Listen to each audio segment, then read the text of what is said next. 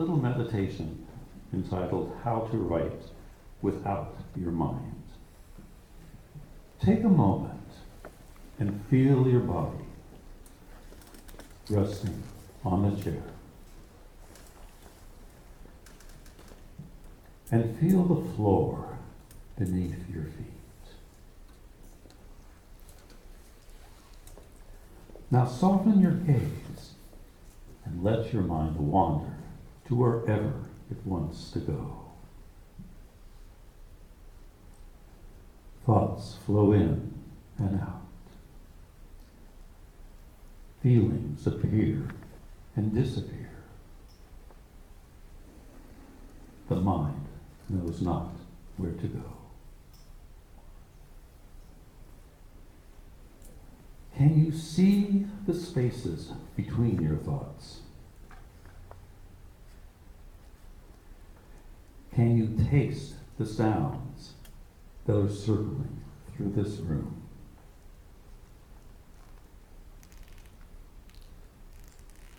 Sounds that have been circling for 1,000 years. What are the colors? Can you see them? The shades? The subtleties? How do these sounds and shapes taste?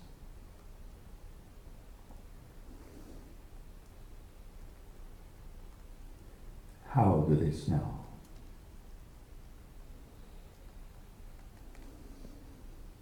What does awareness smell like, taste like, sound like?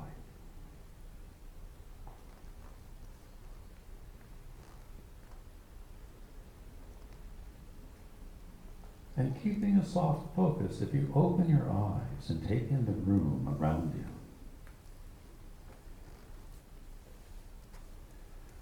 can you hear the whispers coming from the pictures on the wall? Let your eyes gaze upon one of them. What do they want you to write? Let the colors and sounds and textures and tastes guide your imaginary pen.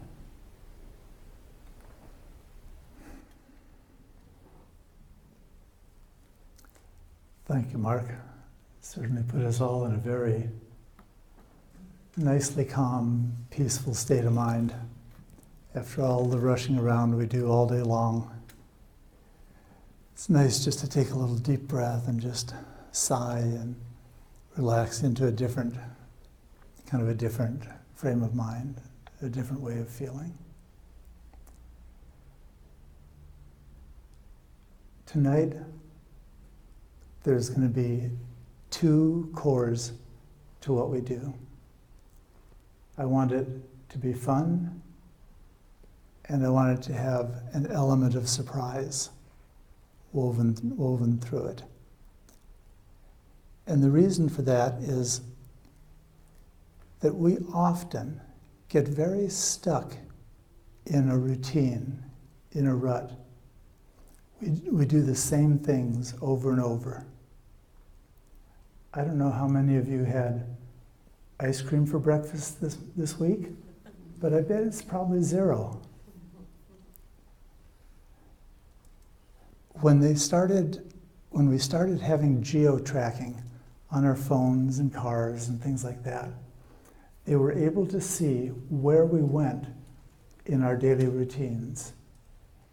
And when they did, they realized that we are such creatures of habit. We drive the exact same routes over and over and over. We're so locked into that for most people, within a quarter mile of your house is an intersection that you have never driven through and never will. Because we just have patterns that we lock into. So tonight I wanted to throw out some ideas for how to break those patterns, how to jump into something that's completely different than what you've done before. And so tonight, my promise to you is that every single person in this room will learn something that you didn't know. You will see something that you've never seen before. You'll do something that you haven't done before. You'll hear something that you haven't heard before. You'll work with words that you've never worked with before. And we will, in addition to doing those individually, we will be looking at co-creative connection, the idea of working with one another, co-creative stacking, that often when we do our creative things, we do them solo. We dive into it. It's our idea, it's our process, our technique, and sometimes we surprise ourselves, but mostly we kind of have a sense of where we're going. We've walked that road before. In a thing that I do on Monday mornings called Coffee for Creatives, we have a different creative challenge each week. And one of the ones that really stuck with me, I keep coming back to it over and over again, was 100 steps. The idea that instead of doing what you're already expecting to do, use something as a trigger to make a minor change in that. So like what I had as an experience was deciding that my 100 steps would start when I closed the front door on my house and was ready to head out for the day. Normally, I would just go straight down to the car, and that's about 40 steps or so. Going 100 steps in a different direction, I decided to go toward the corner of at the end of the block. And in my head, I thought, that's probably going to take me to the intersection and around the corner. And it didn't. 100 steps didn't take me that far. It took me to the house one over from mine that has, they have a double lot, and one lot is all full of avocado trees. So on the sidewalk next to where I'm walking, there's a huge hedge. And so I'm walking, and if I stop at 100 steps and I turn to the left, I see nothing but a field of green in my eyes in every direction. I'm only about an arm's length away from this hedge, and my peripheral vision does not take in my feet. It does not take in the sky above me. I don't see anything but this immense sea of green. But if I turn the other direction, at that particular time, it was the end of the day, and the sun was low in the sky behind me. And my shadow ran all the way down the street, through the intersection, and was up on the side of the house across the intersection. I could stand back here and wave, and there was my shadow waving back at me. That's the value and the significance of kind of a surprise change. That happened several years ago, and that still stands out in my head as a significant eye-opening experience, because that is not what I expected. With a lifetime of doing things and experiencing things, I was pretty sure it was going to be something else.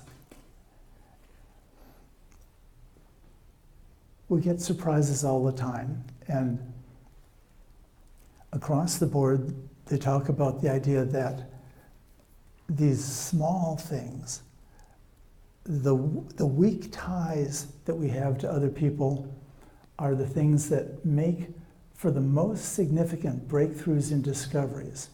They make the most patents and the most solid patents. They make the most Nobel Prize breakthroughs, and a lot of different things are because of these quirky little things that are unexpected, because they kick us out of our rut. Our rut is pretty well established. So, does anybody here feel like they are 100% satisfied with their life and everything they've accomplished in it is 100% done? No need to do anything else? Okay, because I was going to say, if anybody said yes, well, okay, bye. We all need something that just pushes us out a little bit. And so tonight we're going to have a few things. Not everything is gigantic. It's not like every change is going to be the earthquake that rocks your world. But some of them are, and you don't know which ones they're going to be. It can be a surprise thing that you found on the internet. It can be a conversation with a friend. It can be something that you just stumbled across. I had a funny one during the last month. I was going through and clearing some boxes and found something that I had put away probably 10 years ago. And that was like the most amazing thing to discover. I'd put it there, and I'd forgotten it. So a couple of the things that we're going to do today. I'm going to start with a quirky writing thing. Everybody knows what like haiku is? Haiku is like a really short poetry form. The classic is 17 syllables arranged in a 5-7-5 arrangement. I like them because they're really clean. The ones that are well done are really elegant. But I especially like them because they're pretty quick. you can do it, in a shorter span of time than like some kind of an epic thing. So we'll do some things with haiku, and we'll do some things with a different thing that is a made-up thing. It's what I call decadals. And decadals came about for me when I was part of a journaling workshop that one of the other people here was involved in very much also. Mary Gale was hosting it. And I like the idea of journaling. I think it's a decent thing, but I hate doing it. I do not like sitting down and thinking, oh, I've got to write 3 pages today. When I first started doing it, I immediately started cheating and came up with hacks. I decided, okay, it'll go quicker if I used a Sharpie, because that's like really big and it fills a page much faster. And then I started looking around for smaller journals. I thought, okay. And then I started doing things like writing really big on even these little journal pages. But I decided to give it another shot and thought, okay, grown. I don't like doing that kind of writing, but I would commit to writing every day for 12 weeks to be part of this workshop. But I would only commit to writing 10 words. And I figured that was a deal that I would make with myself, and I could keep that for 12 weeks, 10 words a day. Yeah, I think I could do that. It turned out to be so darn much fun that I have now written thousands of decadals. They just became this quirky thing. I could capture the idea of kids playing on the street in front of the house, or I could, do something while I was having a cup of coffee. And then I started getting these like clusters of them. Things like the Scandinavian crime dramas. I wrote like hundreds of decadals about Scandinavian crime dramas.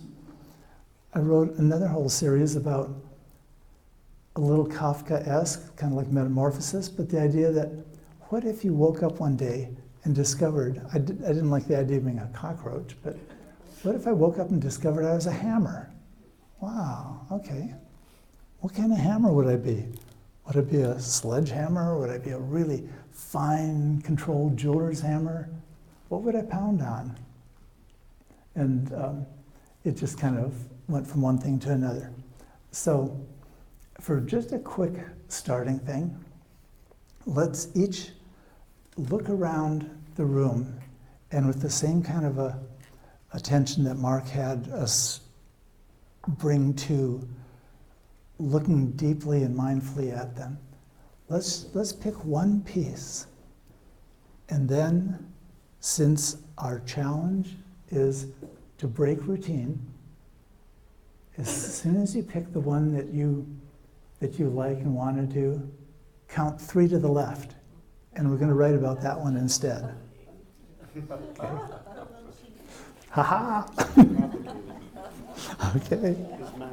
So, go ahead, and we'll go with haiku for this one, and we'll come back to the decadal. Okay.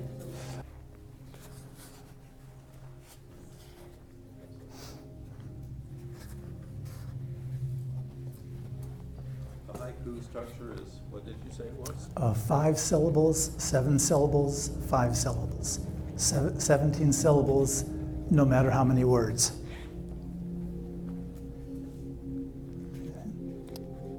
Have a look at the chat. They're having sound issues. Oh.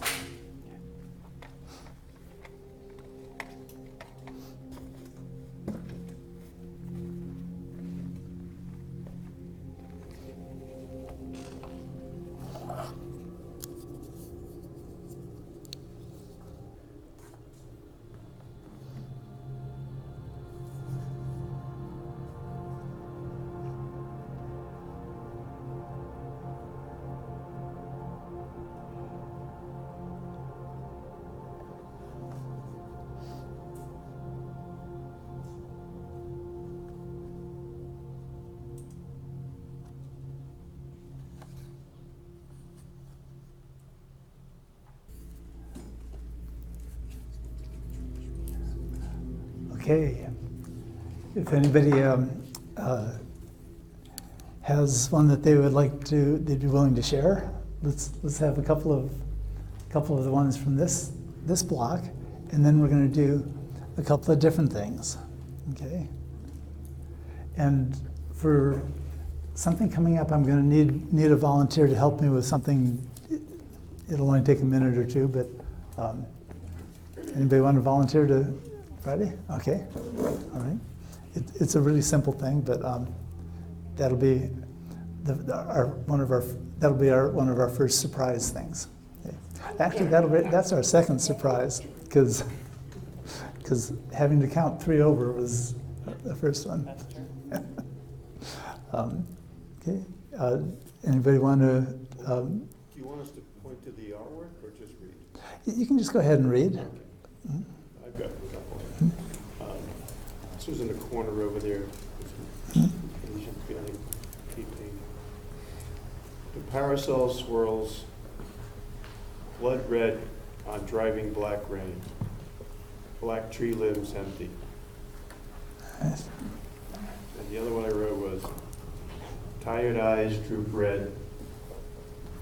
Tired eyes droop red. Blood cascades down the steep steps. Man explains too much. Don't people always explain too much? Mansplaining. Okay. Which was the painting? There was one in the corner, and the second one is right there. Oh, the red, yeah, that's good. Well done. So it's- So first of all, I really liked this one over here. So the three to the left ended up being that one there, that rectangle. And the painting is called Spaces, and it's by Charles Madeleines. Rectangles and squares, palette knife and brush, rough and smooth, as in life itself. You got one behind you there, Mark?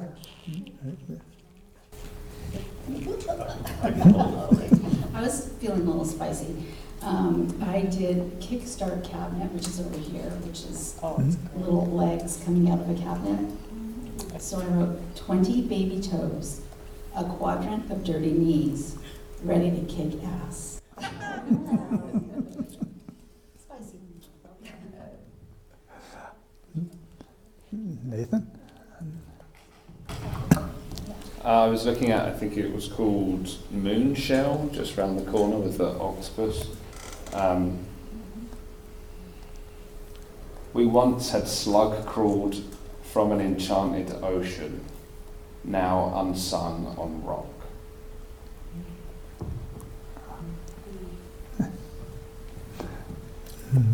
I always find it valuable to sometimes read a short poem twice. All the words sink in. I'd love to hear that again. All right. We once had slug crawled from an enchanted ocean, now unsung on rock. Thank you.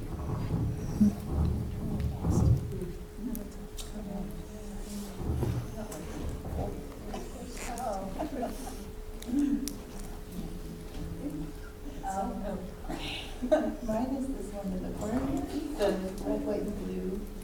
The square one, I didn't write down the name, unfortunately. I'm sorry. Chaos unfolds here in the land of red, white, blue. Dead space between love. Slashed we flee to find the truth. Why not read that again, a little slower? Chaos unfolds here in the land of red, white, blue. Dead space between love. Slashed we flee to find the truth.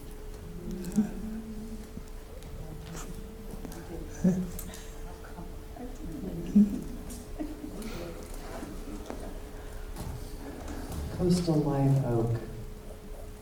Shadows beneath oak cause blades of grass to glisten in all the darkness.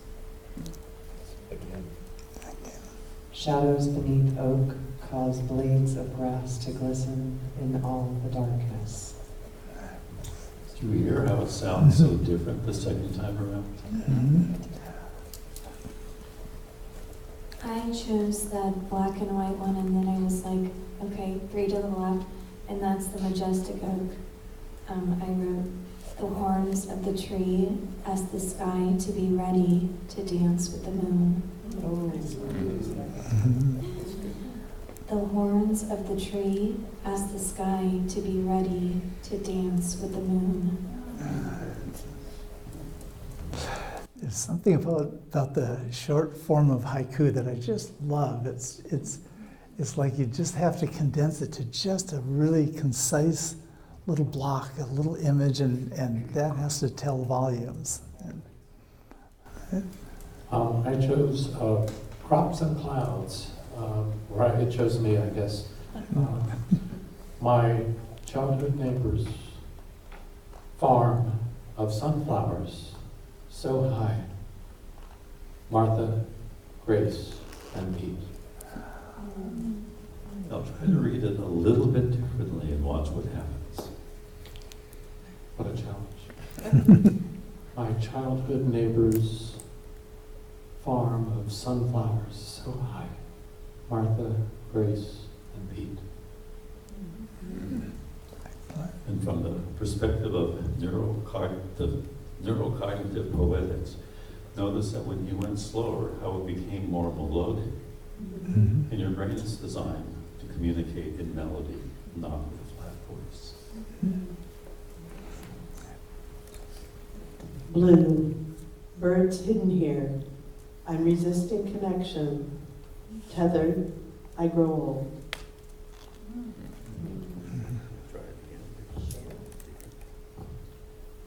Bluebirds hidden here. I'm resisting connection. Tethered, I grow old.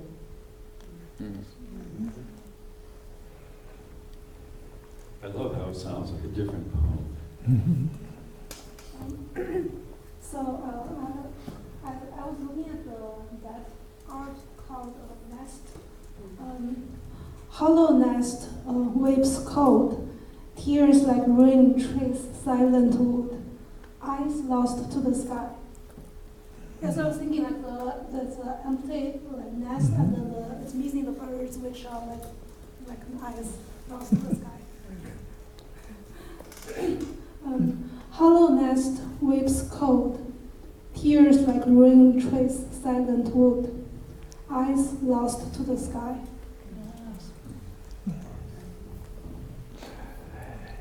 And Richard had asked me when we were breaking up about the decadals. I didn't actually explain the decadals.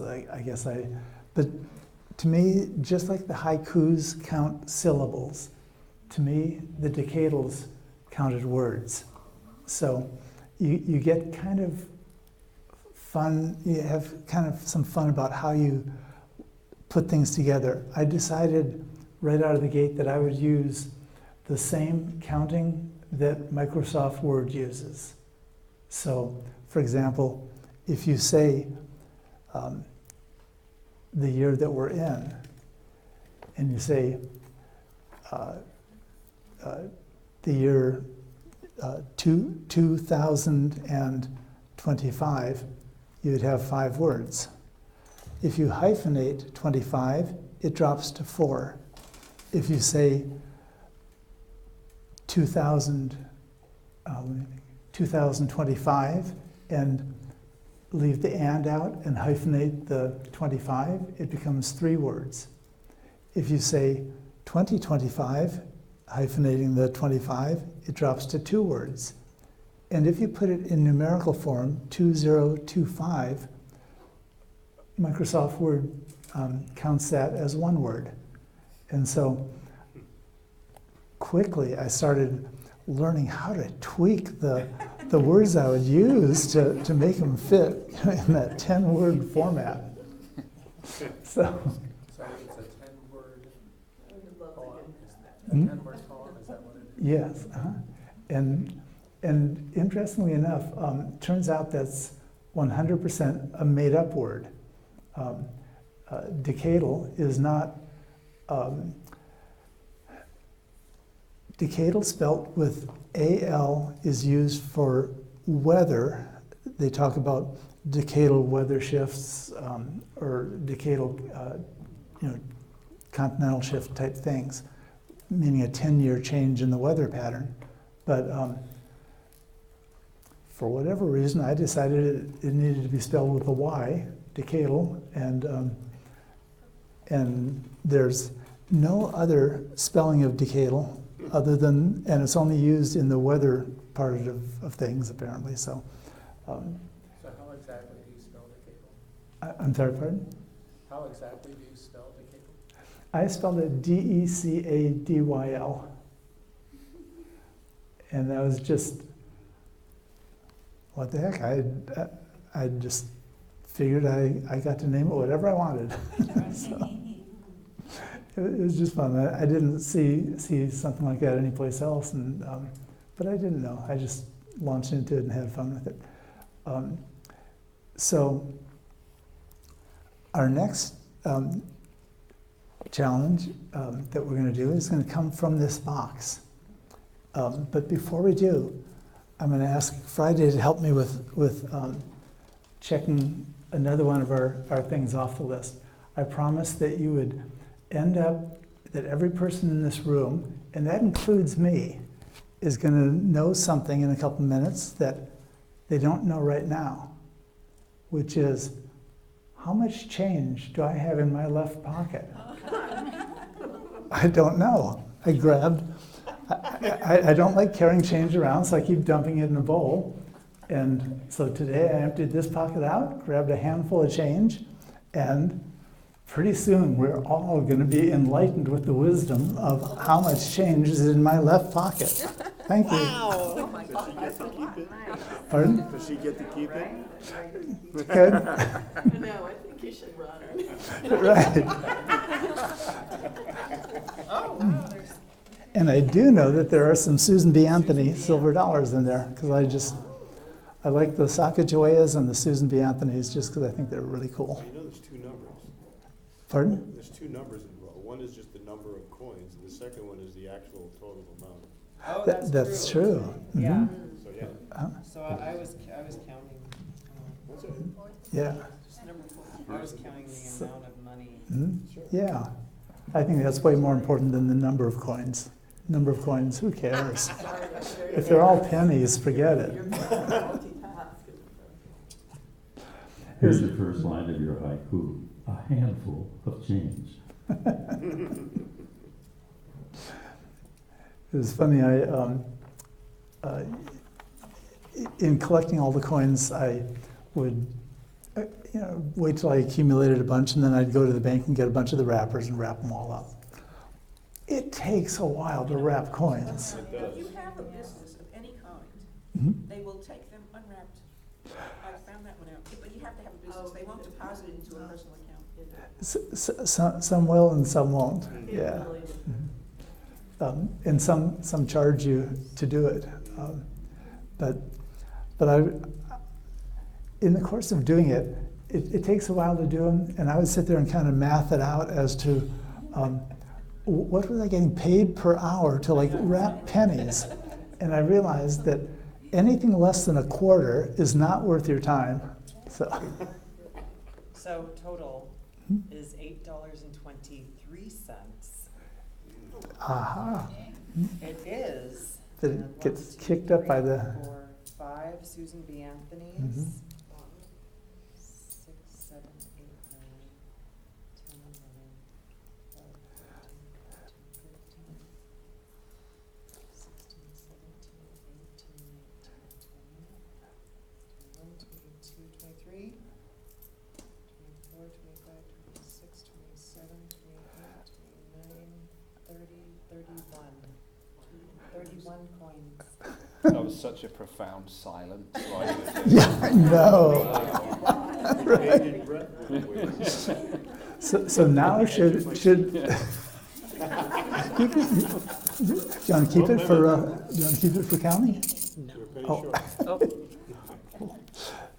So should you ever be on one of the world's weirdest Jeopardy games ever, and that question comes up, you now know the answer to that. How much money was in Gerald's left pocket on March 5th, the year 2025? That was good. Okay, I always so know how much change I have in my pocket. it's probably zero. You know what? Also, Zero. By the way, yeah, women don't usually carry the change. We've got these big purses. Right. Our next challenge is going to come from the idea that I was talking about the idea of the word decadal. And if you look it up and it's spelled that way, you get nothing. Google has nothing for decadal. So,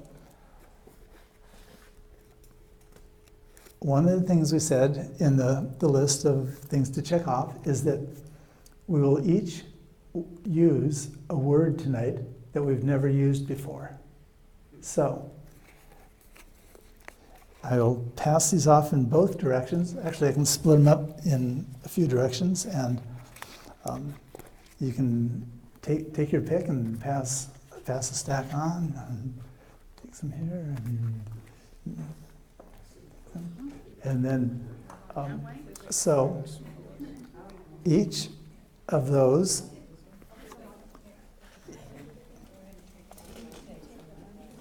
Yeah, we're supposed to take a bunch. Oh, not just Yeah, pardon? Not just one.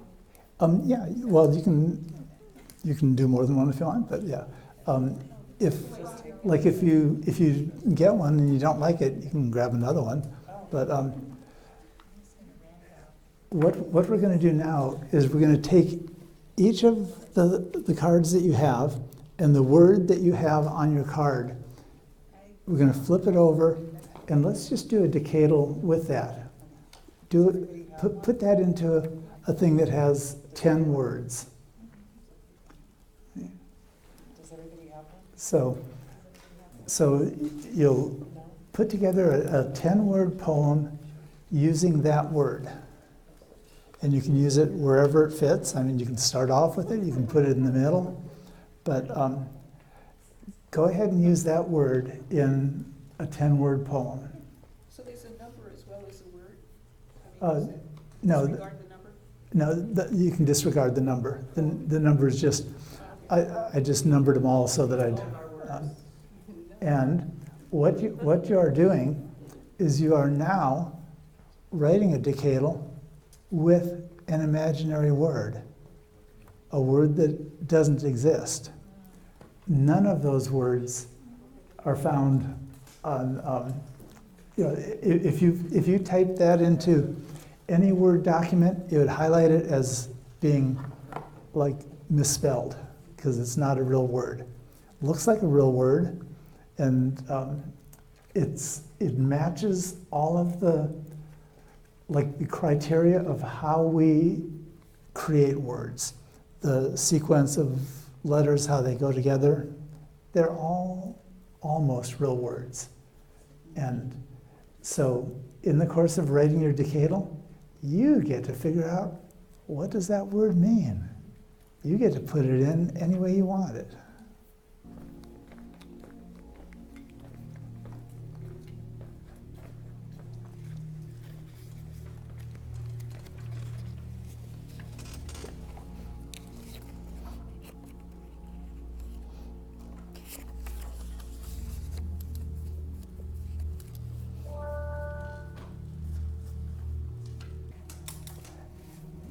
And when we read them, you don't have to define what your word means. You can just leave it floating in the middle, and it can just be vaguely ambiguous. But or you can define it and tell us what you decided that word meant. So I'll just throw one out that I did. When the cards were handed back to me, the top one was parapentors.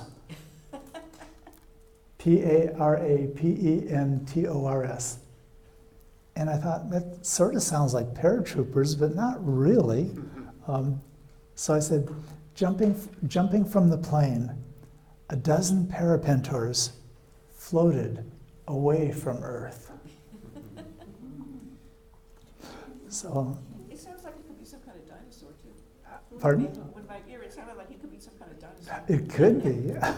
That lost scratch pterodactyls. Right. Predecessor of the whole pterodactyl family. So, who else would like to go with that? Okay. My word is Eztoing. How do you pronounce that? Well, it's going to be obvious here. Not difficult. When broken down, we get you to town. Easy towing. It's Eztoing. Not difficult. When broken down, we get you to town. Easy towing. Easy towing. So yeah, mine was almost like cheating because I just told you that I actually saw this kind of accent being used at some place in England. I just read a book of yours. Anyway, the word is, or the non-word is, D-I-N-D-T. Sometimes I think I did, and then it seems I didn't.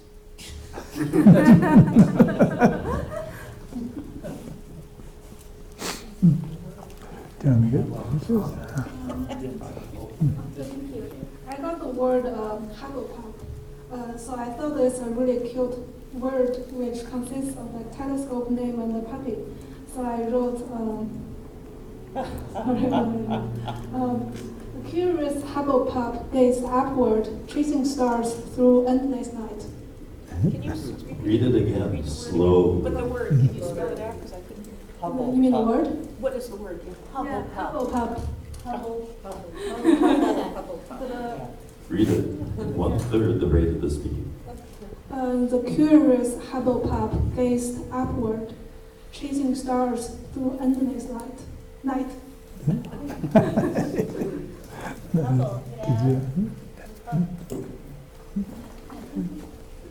was going to say, close. The Locobot AFSCII is incredibly fast. Its secret is Pethier morals. I took three nonsense words. The Locobot AFSCII is incredibly fast. Its secret is Pethier morals.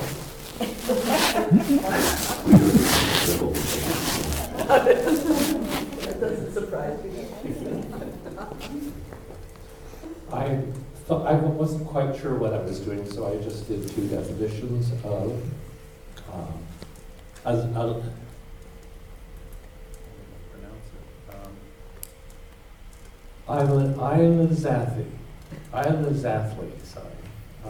Alibaba's second guess to open the treasure cave's door. And the next one was mystic whisper at sunset to open the sky's beautiful suicide. Wow. Nice.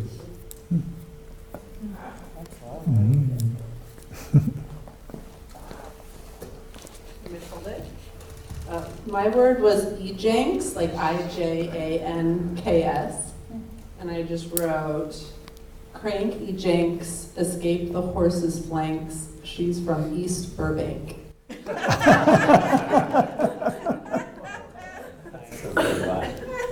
Crank ejanks, escape the horse's flanks, she's from East Burbank. I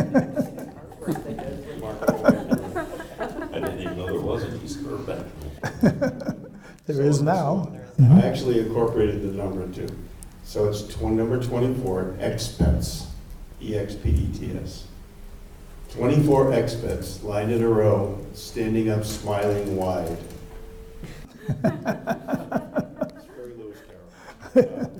This word is called flex pair. The flex pair was taken from the trunk upside down wonky.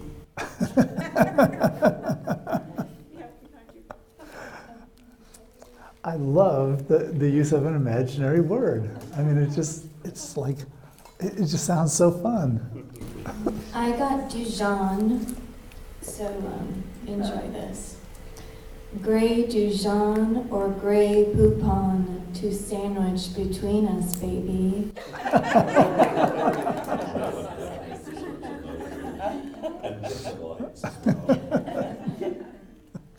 Grey Dijon or grey Poupon to sandwich between us, baby.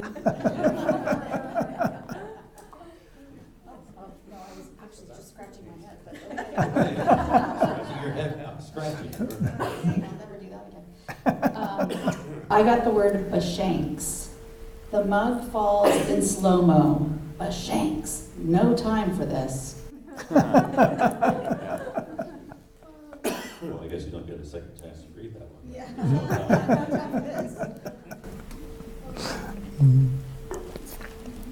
We have one more.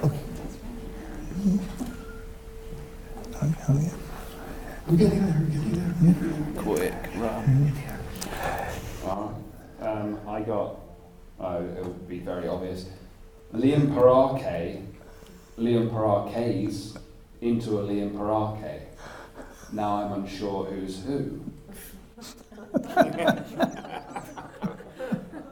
I'll take that a second.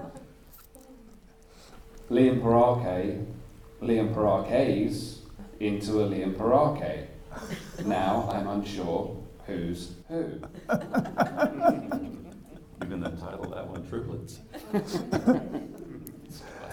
And by the way, when we're finished up with these, if there's any that you would like to go ahead and send to the writersinthegallery.org. No. No. www.writersinthegallery.com. .com. Okay. And I'm happy to, particularly for everyone who is a member of the Art Center here, and specifically for everyone who comes to these meetings, I will post your work, and we will not judge whether it is good or bad. But be careful, because next week Sean Colletti and I are going to talk about editing, how to edit your own poems, how to edit somebody else's poems, how to edit fiction, and how to edit nonfiction. So it's going to be quite surprising. Next month. Mm-hmm. Next month. Next month. That'll be in April. On the first Wednesday of the month. Okay, so our next surprise, I promised that you would hear something that you've never heard before. And if anybody has, if any of these failed to hit the mark, like you go, oh, I listen to that all the time, then you get double your admission fee back. So,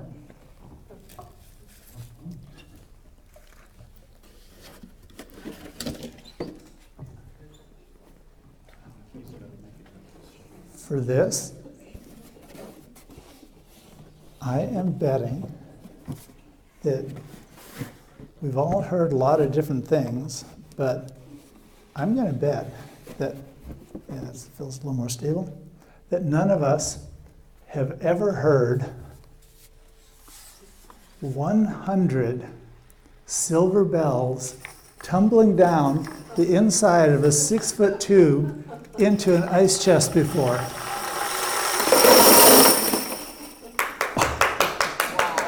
Ta-da! You are right. Okay. Yep. That was the sound of 100 silver bells tumbling down the 6-foot tube into an ice chest. Now you can shake it for an entire. Yeah.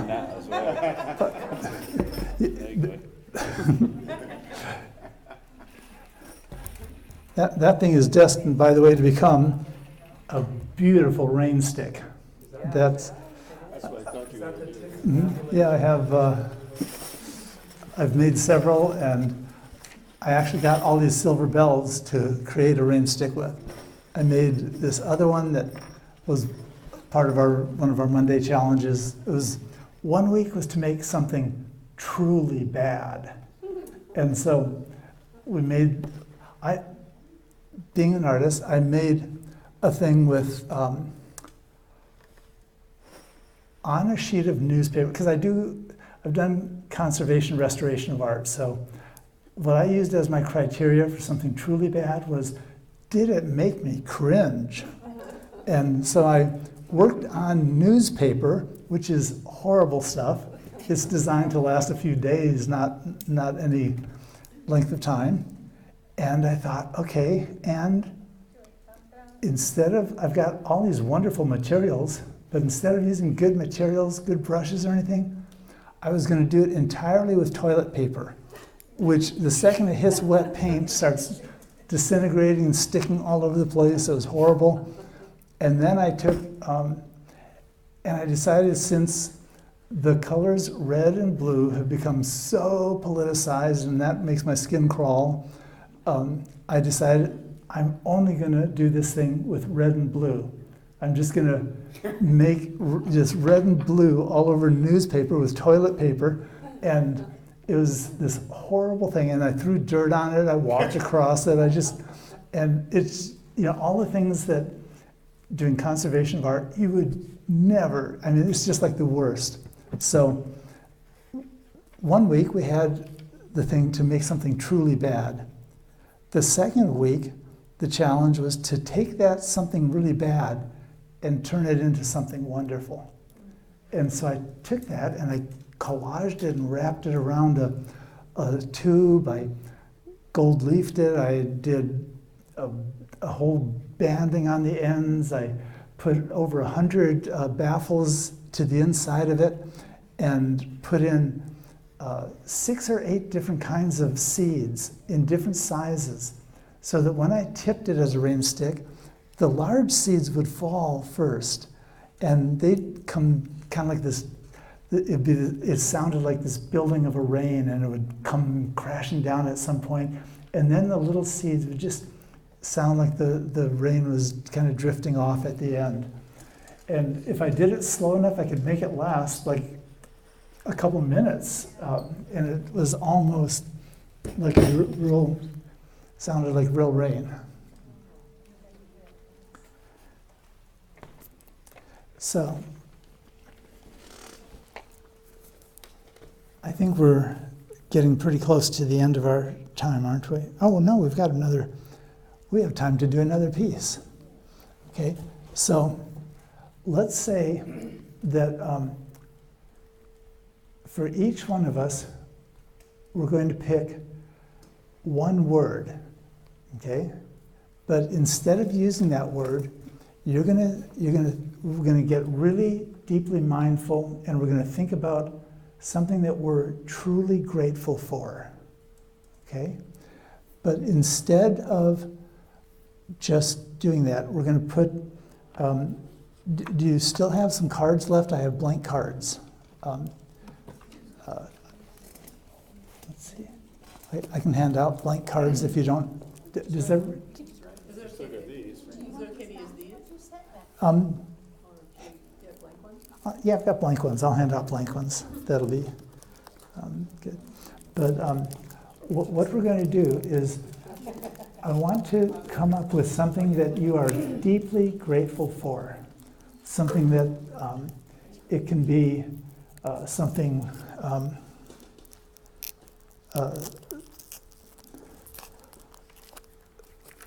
something that you experienced, or something that you're just like thinking of in the moment. Boy, I swear, I think you could starve to death in a grocery store without a pocket knife.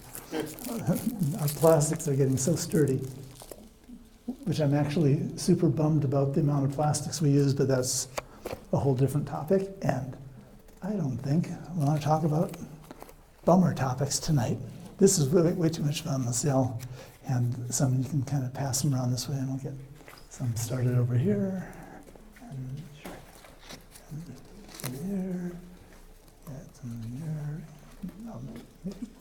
The whole space is Okay. for you. I've got this really random passing out process. Somehow everybody ends up with one. Okay. So. Oh, I've got one thing. Okay, so for starters, let's each write a number from 1 to 100 on the card, okay? And then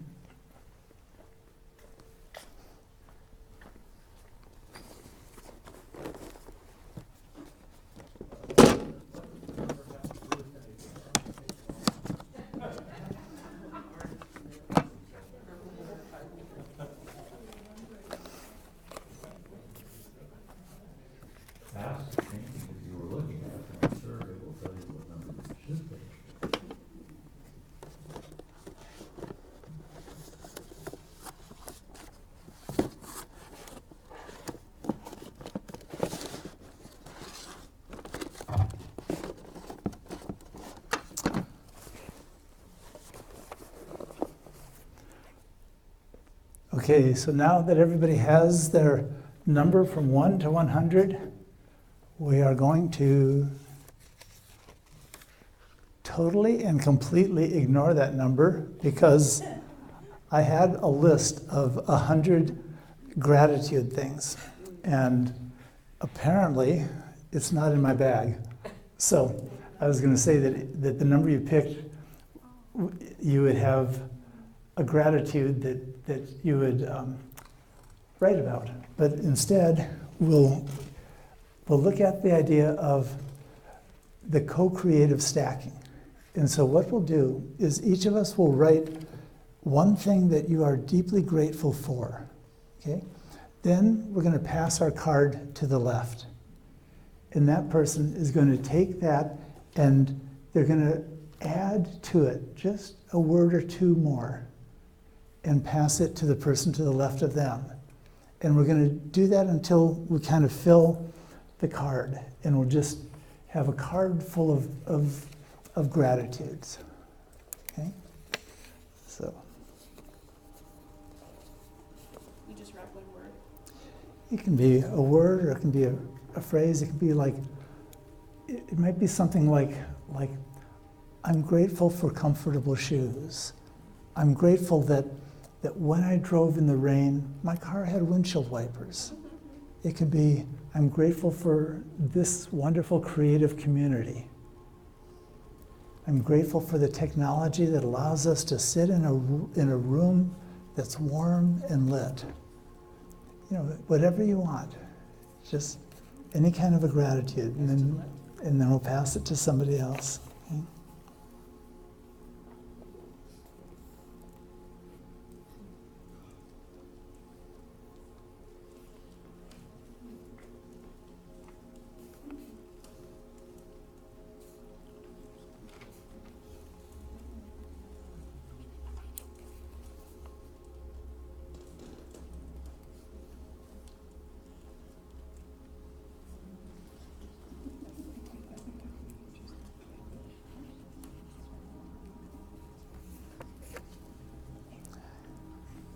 Gerald, are we letting the one that comes to us influence us? Yes, that's the idea of stacking, is that we're kind of building.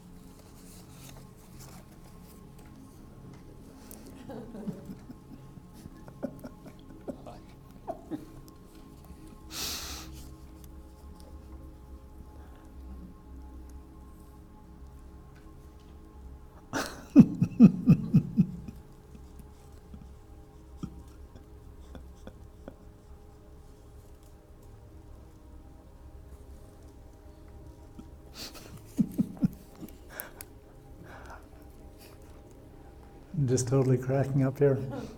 As the page got filled up, the last two that I handed to Nathan were down at the very bottom line. Last on the page, smiley face. Second one came and said, last on the page twice. Well, if it's filled, did we just pass it on? You said just fill out the page. I know, I think it's really fun. It's happening on all sides. Ah.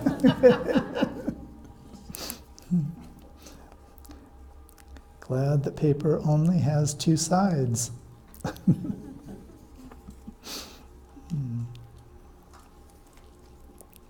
Glad that it has two sides for sure.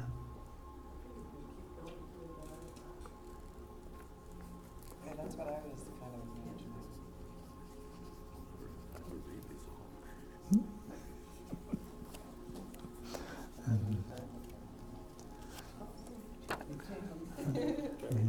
And while we're doing this, we'll also get to experience the next thing that I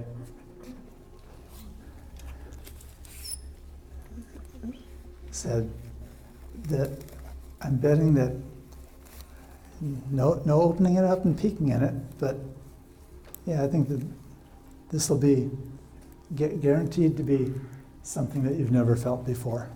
I mean, you might initially think you have, but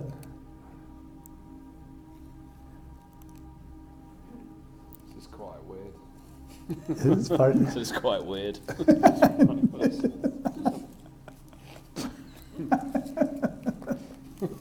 And that feels like slightly wrong. Yeah.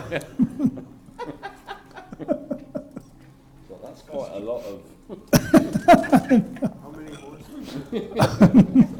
No peeking. Because because I guarantee whatever you think you're is in there, you're slightly wrong. I've already repressed. I'm thinking veterinarian.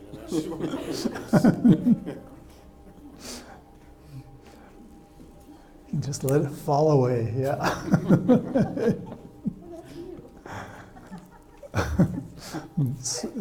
Scrubbing my hands now. Yeah, and I'm left holding the bag.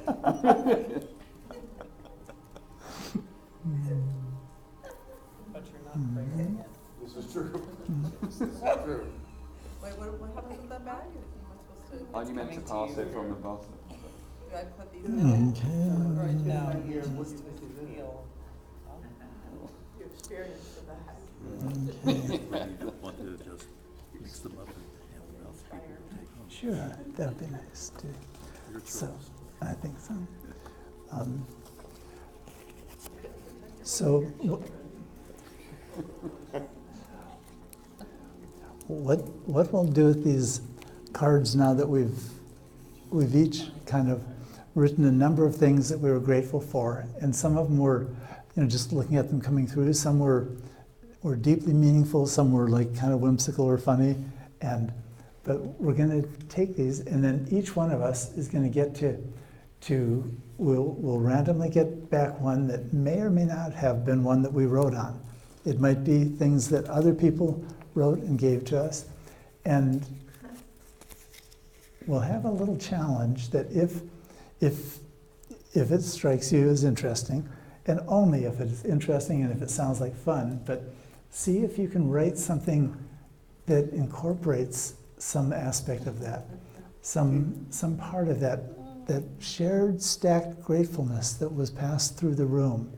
And you ended up with one assortment of that. And let's see if there's something that you feel like possibly inspired to write or create with that. And then I'm going to go ahead and collect these so that we can pass them out, and we'll circulate this. And then Mark has a couple things he wanted to say also, but we'll have one more thing. Okay, thank you. And as part of your Oh, okay. when you're at home, or any time over the next week or two, see if you can be inspired by something that you read or wrote on these cards, create some kind of brief prose or poem or piece, and send them to me, and I will Just blank cards. publish as many as we have space for. Are we getting them back? Hmm? You get to see the one you started? Pardon? And one To other, see the one and you one other started? thing too. Nope, it's totally random. You get a random one back. I know where yours went. You do. I did. I also want to, See? I also want to acknowledge Nathan Hassel over here, who happens to be the poet laureate of Malibu. And are you done with yours? Okay. And a couple days ago, he and I sat down, turned on the Zoom, because I have a zillion questions about what makes a good poet and a bad poet, and he has a zillion questions about neurocognitive poetics that he came across before even I did. And so we're creating a series of videos, and you'll be the first people to share them with. And down the road, it may become a course for other, or product or a gift to all the members of this group and the studio, or maybe even a fundraising project.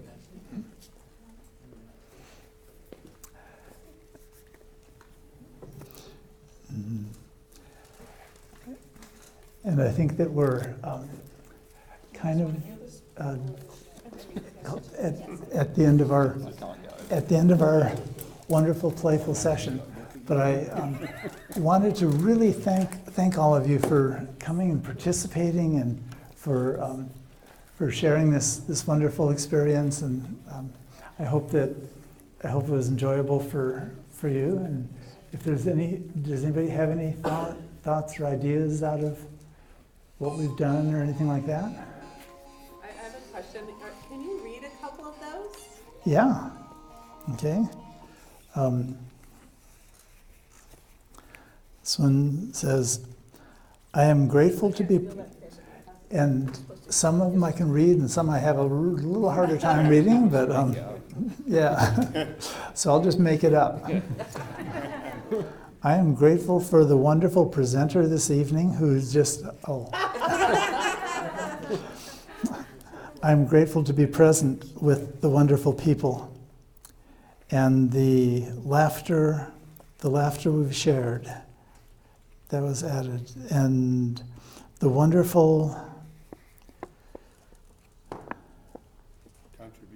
thank you. Contributions, since I recognize that you must have written this one, then Jennifer? Do you want me to read one of them out loud? Oh, okay. Should I read this one? Oh, sure. I'm such a bad writer. Nobody can read my flaws. Oh, yeah. Mhm. Yeah, I'm grateful to be present with the wonderful people and the laughter we've shared, the wonderful contributions from the group. We build on what we learn, to listen to words, music, one another's hearts, to hear and create the best activities of our soul, helping my soul to find fellowship. All of my life, I hoped and dreamed to be in a salon of artists and writers and loving creative people. Is there a beauty parlor for words? The pins on my bag, this is lovely. And I so more something smart and kind people. I couldn't read that last. That's pretty cool. I think you hit the best one there. That's pretty good. That was just beautiful, and that was just randomly selected. So I'm sure that all the rest of them are equally beautiful and funny and insightful. And Well, I can try to.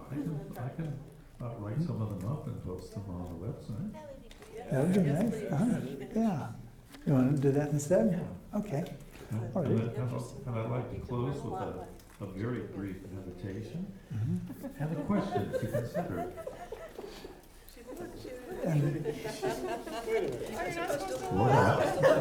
Oh, I see. Wait a really long time. Yeah.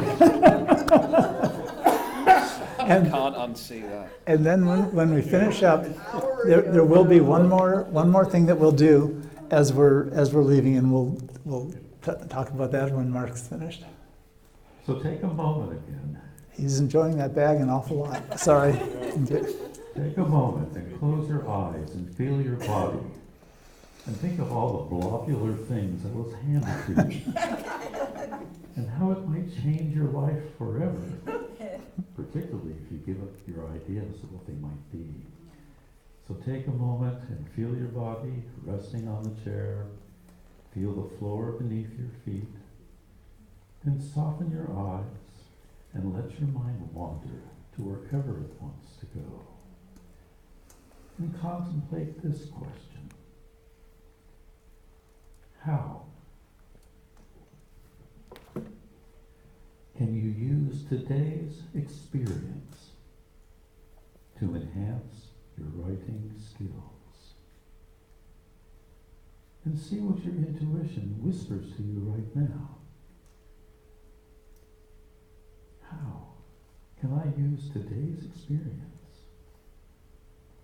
to deepen my imagination, my creativity, and to bring them into my pen and let them flow onto a piece of paper? This is what Gertrude Stein and Hemingway and Matisse and Picasso did between World War I and World War II. It was called The Lost Generation, and they reinvented the world of writing. Thank you for coming tonight.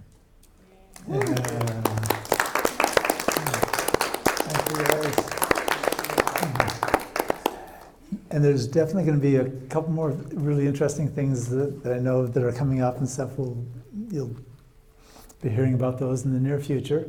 And just for anybody who got the wrong ideas about what this thing might have been, it had. Well, the older you get, the more if you're a male. Are we able to guess? Are we able to make guesses? Oh, okay, yeah. Okay, I bet you'll guess some and won't guess some. Christmas ornaments. There's at least one No. pomegranate in there, and there's something wrapped in tin foil. I was going to say Potato. No potatoes. That's two. Somebody peeked. No, I did not use my eyes. I only used my Fruits and nuts, I don't know, they all felt fruity things. They were. Mary Gale guessed that there was a pomegranate in there, and there's a pomegranate. There's well, I'll tell you what there's in it. I don't have to guess anymore. There was a mango, okay, and in order of size, a pomegranate,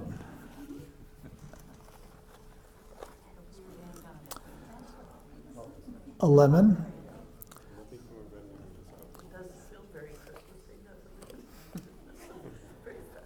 a little beach rock,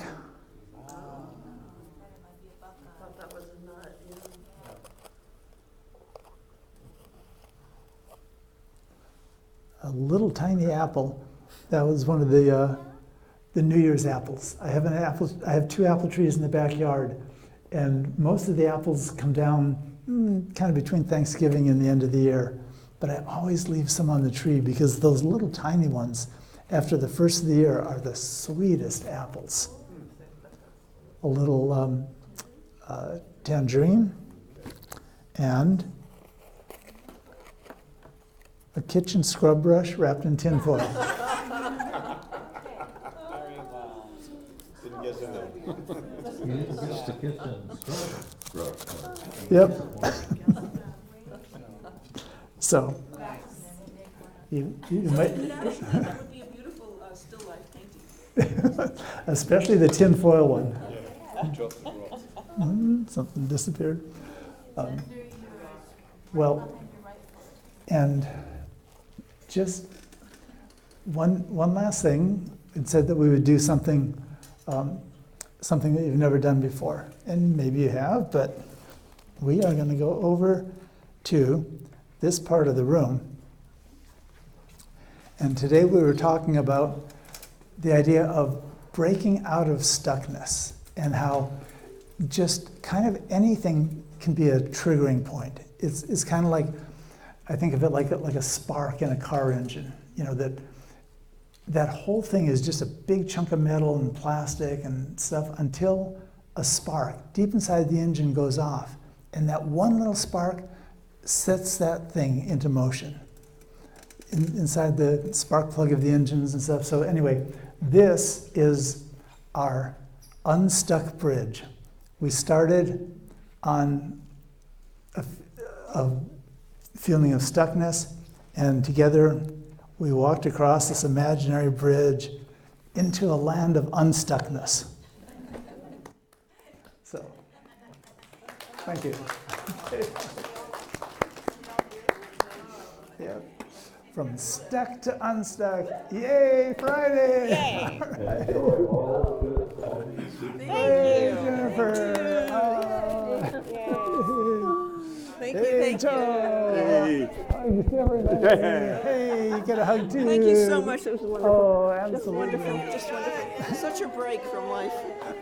Wasn't it a fun thing? Yeah. Thank you. Absolutely. Appreciate it. I'm Okay. For now. Yes, that'll happen again, but it can be repeated anytime. Yeah, thank you.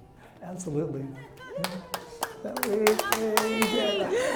you're free. Yeah. Other side. Right over here. Yay. Seriously, thank you. Oh, absolutely. Perfect Give timing you a little again. hugs here. Yeah. Everybody gets hugs. All right, Now, I'll take one it. hug. Okay. Absolutely. Thank you. It was fun. Richard, you get one too. Everybody gets hugs.